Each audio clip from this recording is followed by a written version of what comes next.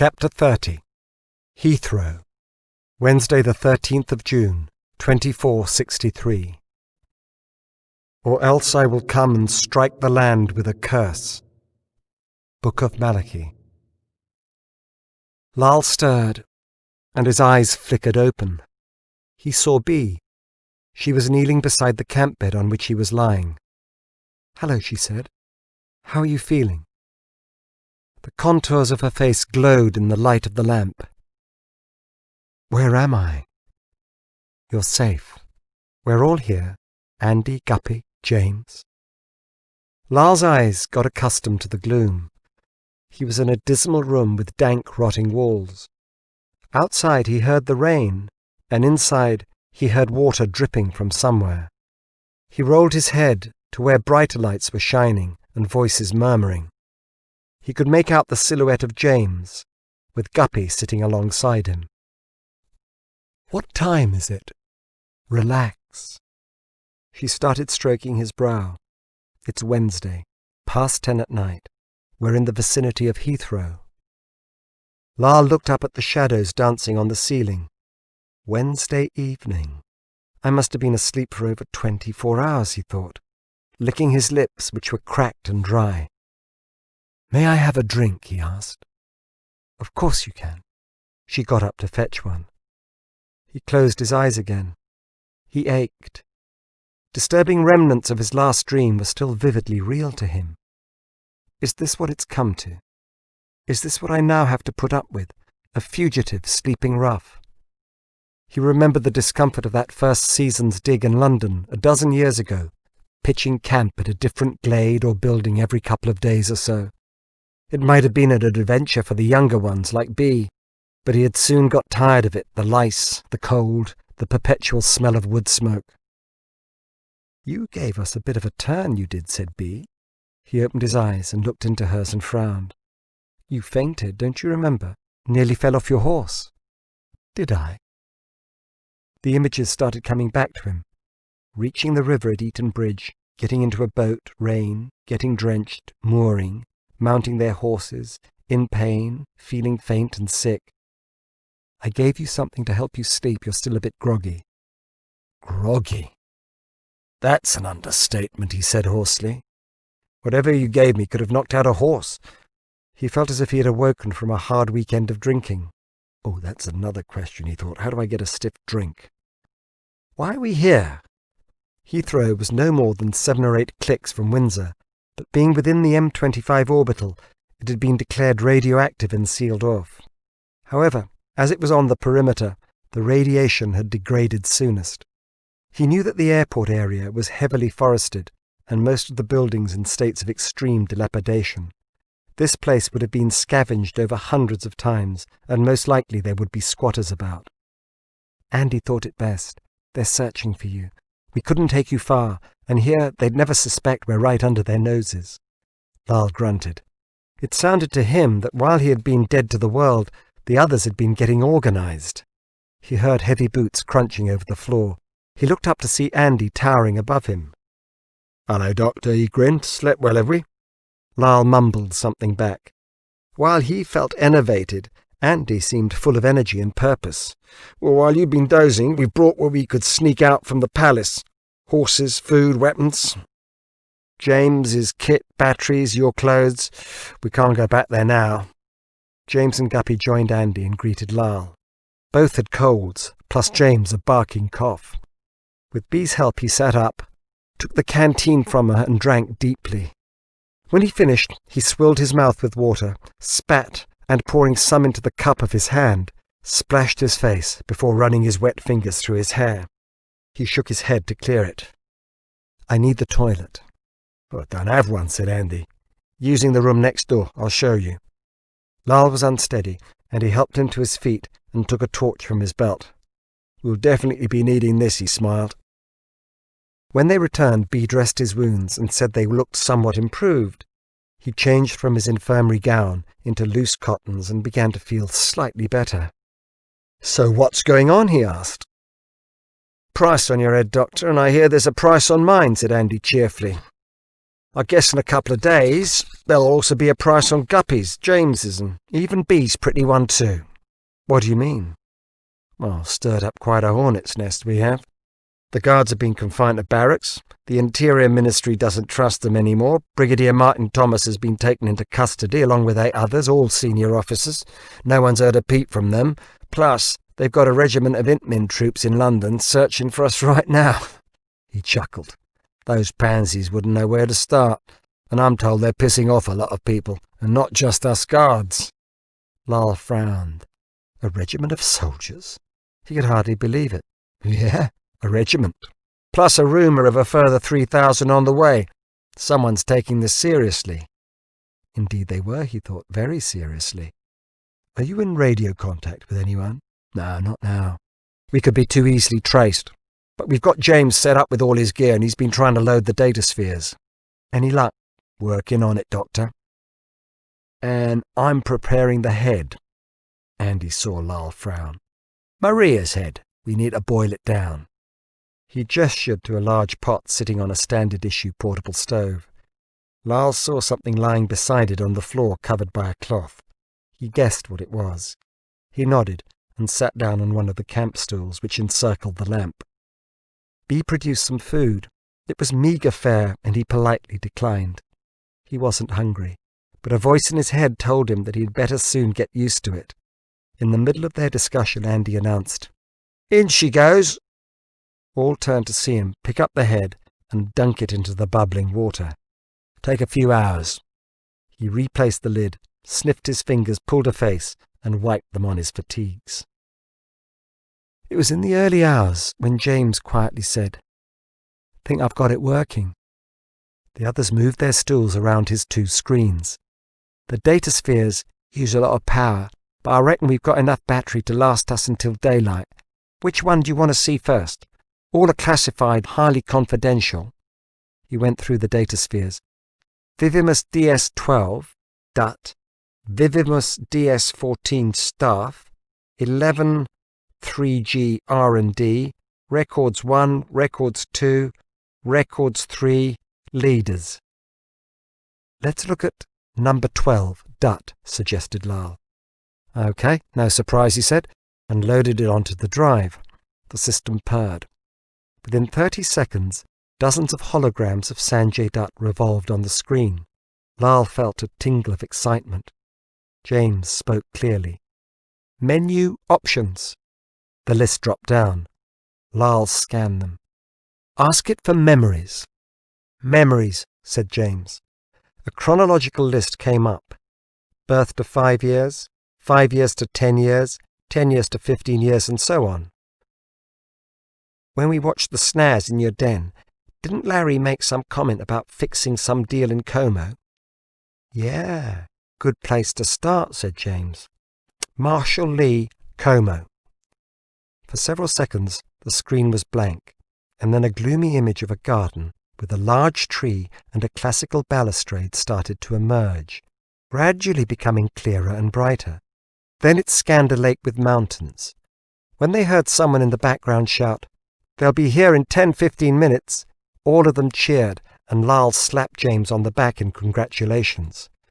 What they were seeing and hearing were memories talking to them across the expanse of 400 years. The screen panned to a big man who was biting his fingernails. "That's Larry," cried Lal. "Larry Brubaker, no question." The man mumbled, "Should be here soon." Then the image went hazy, and in the background there were distorted grunts and mumblings. "What's that?" "Not too sure," said James. "But at the bottom of the screen it reads, 'Internal dialogue.' I think it's Sanjay talking to himself." "What?" gasped Lal, stupefied. "We can hear him thinking? Can you get it any clearer?" Don't think so. When I was setting this up, the system asked me if I had the software to access feelings. I don't, so I said no." Lal shook his head in amazement and glanced at the others crowding around him, their eyes shining with wonder. As they watched the meeting, several times Lal asked James to replay conversations so that he could properly understand what was being said. When mention of Chang Cheng biotechnics came up, and the recording of human memories, James pointed to the top right-hand corner of the screen. Copyright of Chan Cheng Biotechnics, a Vivimus company. Chang Cheng, Lal had to say, means Great Wall in Chinese. They huddled around the screens for the next couple of hours, much of the time in awed silence. In places, the memories were dim and fuzzy, while elsewhere they were exceptionally clear. The memories were not always linear either. When this was pointed out, Lal was forced to remark that the man had been, after all, human, and human memories are just that, human. "James," he asked, "how much of Dut's memory have we got here?" James' eyes and fingers swept across the screen. 1 year, 10 months, 15 days, 5 hours and 11 minutes. For the first time, Lal felt daunted by the task he had set himself. There were other data spheres to look at, other lives of 21st century leaders. He stroked his beard. They could possess 50 years, maybe even 100 years of memories. So far they had sat through a mere 2 hours, and Lal could not see what this had to do with Larry's throwaway comment recorded on the SNAS.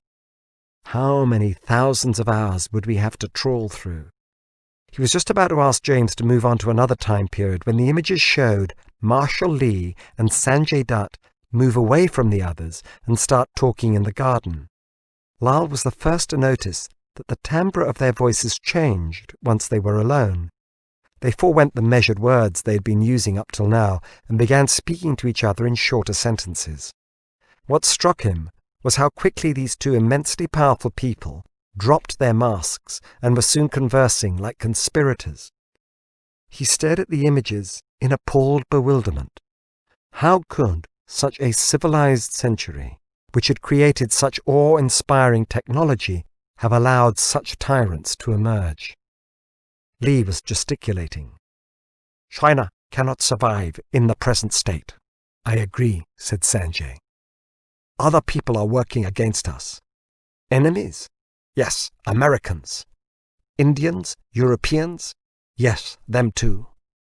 "Behind their hands, the politicians have told me they want a weak China," said Sanjay. "I know, just like they want a weak Vivimus." "Yes. They're trying to stir up rebellion among my own people." "I know. Chang Zheng has developed a program that can tell us which people are against us." "Go on." "Understand their thoughts. I want to find out who are the subversives, the saboteurs, and then crush them." At this point, there were several seconds of unintelligible internal dialogue. Sanjay must have been considering what Lee was saying. "We think we can control them. Chan Cheng Biotechnics has developed a micro-machine, no bigger than a pinhead. When people come in for their Vivimus treatment, I want your company to implant one of these into everyone's head." "Uh-huh." Lee hesitated. "These can release chemicals which will pacify them whenever we want. I think you know what I mean." Lal was aghast. Is this what Larry was talking about? "I know exactly what you mean," said Sanjay. "I help you, you help me. We understand each other." They completed watching the sequence, which lasted for a further 20 minutes amid interruptions of dismay and disbelief from Lal. "Now we come to the bottom of it," he said. "Vivimus helped Lee pacify his own people. How many were killed we'll never know. I suspect it ran into thousands, perhaps millions." 7 million at least, corrected James. "London. Don't forget he destroyed London to stop this getting out." The others took some moments to register that the bluff Marshal Lee they were watching was the man responsible for all the ruins surrounding them, aided by the head now simmering in the pot. Guppy, who had been the quietest for most of the night, said, "There is still an unanswered question." The others turned to him. "How did the Chinese use an American satellite? Were the Americans involved in it?" "Very unlikely," said Lal. "Not after what we've just seen and heard." He went on to explain that the Americans had, over the span of 20 years, held 3 separate inquiries to determine the cause. It became one of the great unsolved mysteries of all time, spawning a myriad of conspiracy theories. Compensation had run into trillions of dollars. Guppy conceded the point and scratched his chin with 2 days' growth on. But we haven't answered the question why Sanjay Dutt must have also been killed in London. We have just seen him collaborating with Lee. Did they fall out? I've been trying to wrestle with that one as well, said Lyle. When James and I watched the conversations on the SNAS, I remember Sanjay saying something about diverting my plane to Farnborough and taking the chopper to the Parapluie Centre. He looked to James for confirmation. He nodded back. My guess is that when Sanjay told Lee that Larry had made off with the data spheres and intended to reveal to the world how Vivimus was collaborating in mass murder, who knows, maybe he panicked. Perhaps he didn't think Sanjay would fly to London, and Sanjay didn't know what Lee planned to do. We'll probably never know, said B. No, I disagree, said Lyle. Although history has a habit of being very untidy, I'm sure we can find out. He scowled at the screen. Now I've seen this, and we know memories can be recorded. I'm wondering if Sanjay later plotted the assassination of Lee. I thought you said that his son and his ex-mistress were behind it, said James. Yes, and maybe him too. Why not? That's what I would have done, wouldn't you? Wanted revenge? Then you'll probably need this, Doctor. Andy, who had for the past couple of hours been busy boiling the head, checking on the horses, and intermittently watching the screen, came over holding the steaming skull in a cloth. He had just taken it out of the pot and was drying it off. Most of the flesh has been boiled off.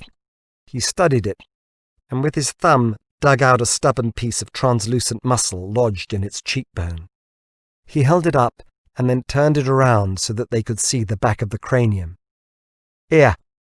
He pointed to where it would join the nape of the neck. Some sort of connector. He wiped it with a cloth, and his fingers rubbed over a small protruding grey block, half the size of a human nail.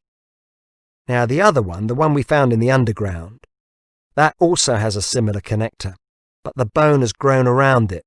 That tells me this was implanted more recently. Gabrielle Krauser? Said B. Lyle shrugged. Andy placed it on the table before them. Lyle coolly observed it. He picked it up. It was still hot. He examined the connector and then looked into its sockets. What secrets do you carry? Just how dead are you? He said, thinking aloud. B, did you remember to bring one of your DNA machines with you? Of course I did. Andy picked one up while I was nursing you. She was about to forage in one of the bags when he restrained her. On second thoughts, let's have a break. I'm tired and it's been a long night. He looked through the bare windows. The light on the eastern skyline was washed pink with dawn. He got up unsteadily, yawned, and asked for his cheroots. He passed them around, with even B taking one. Then, with Andy supporting him, he hobbled over to the window and sat on the low ledge. Guppy joined them. They smoked, mostly in silence, swapping the occasional comment, listening to the birds awaken and sing. Thrusting here and there through the trees were the skeletal tails of airliners which once must have taxied and berthed close to this spot. After some time, Lyle said, I'm an historian, like you. Our task is to explain the past to the present. For the future, said Guppy. Quite so. He smiled at his old pupil. Remember Herodotus, the first true historian? His writings were even-handed, but we forget that he had been born into an argumentative culture. We were not. That's the difference. Guppy nodded in agreement. That's what we must revive if this world wants to see progress again, said Lyle. A questioning culture. I think we've done more this past fortnight than all the historians have done in the last 400 years. I guess Herodotus would be proud of us if he could see us now. Guppy nodded again, blowing a plume of smoke into the cool morning air. Of course, we've got more to do, a lot more. We need to find out the information held in these two skulls and data spheres. He shifted in his seat and winced. The big question is, even if we find out, what could we do about it? Andy interrupted him by coming over with 2 metal mugs. Rain stopped. Looks like it'll be a nice day. Thought you gentlemen could do with a nice cup of cha. Thank you, said Lyle, grateful to warm his hands on the mug. He liked these early summer mornings. It was still half light, but within a couple of hours the sun would lift the mist off the forest floor. He took a sip and then noticed an oily film glistening on the surface. Andy had brewed it up in the same pot as he had boiled the head. He stole Guppy a glance, pulled a face, and surreptitiously poured it out of the window. They chatted until 10 minutes later they were alerted by a dull noise in the distance. It came closer, and shortly they heard the drumming of horses' hooves. Soon they were crashing through the trees nearby. An urgent voice called out, "Andy! Andy!" Andy, who had already picked up his weapon and taken up a firing position at the window, shouted back, "Bill, up here!" Soon Bill, plus some 40 or 50 mounted guards, rode into view and were mustering below the building. Bill's head was bandaged, and several others were also wounded. All looked grim and tired. Andy darted down the steps. Lyle could see Bill say something to him. He seemed to falter and hung his head. Bill hugged him. Some of the other guards were already running up the staircase. Lyle recognized Patrick, another of the Munro clan. "What's up?" Patrick looked unnerved. "There are 500 Interior Ministry troops heading this way, with dogs and all, and no more than half an hour behind." "Oh my God." "Last night they raided Andy's family's farm. His father, mother and wife are dead. They've taken his kids and 2 sisters as hostages." "No." "We tried a rescue. In the scrap we lost 1 killed, 8 wounded." "Andy," gasped Lyle. "Poor Andy." "Sorry, Doctor, no time for talking. We've got to clear out now." He told Guppy to take the essentials, and he and 4 other guards started loading themselves up. "James," said Lyle, "what about the data spheres and skulls?" "I'll pack them. Need a hand, though, particularly with the screens and batteries." Within 10 minutes, almost all their belongings had been loaded onto the horses. Paddy and another guard helped Lyle down the steps. He saw Andy being consoled by B. He went over and extended his hand. "I'm so sorry." His eyes, he noticed, were moist, his face white, his jaw clenched. Andy shook Lyle's hand and acknowledged his sentiments, but gave him a look of wrath which came from the depths of his soul. "I won't sleep till I get my children and sisters back," he vowed. "We can never let these bastards beat us. I will have my revenge." Outside Buckingham Palace, the hermit was sitting in the lotus position. First one eye half opened, then the other. They fully opened to reveal his bright green eyes, and he looked up at the moon and the fading stars. He sniffed the dawn air 4 or 5 times, then drew it deep into his lungs, holding it for a minute before slowly exhaling. Over the past few days, he had sensed a growing awareness that he could do no more for Lyle. He had done his best to protect him for as long as he could. Destiny was drawing the doctor beyond the reach of his powers. He would now need the help of others. But he feared for him. He would need to become a leader, a strong leader. He had to become hard and decisive for the struggles which lay ahead, and he knew that the transformation would be difficult. He looked about himself. This wattle hut and these woods had been his home. Which way should he go now? He looked to his left. When he had arrived in London all those years ago, he had come that way. He decided he would go back the same way and try and recover the clothes he had stashed away. His filthy nails scratched his matted head. He would cut off his hair and shave his beard. He said a prayer. A clone was as much a creature of God as anyone else. He got up, and his bow-legged started walking up the lane that was once the Mall. He started humming to himself.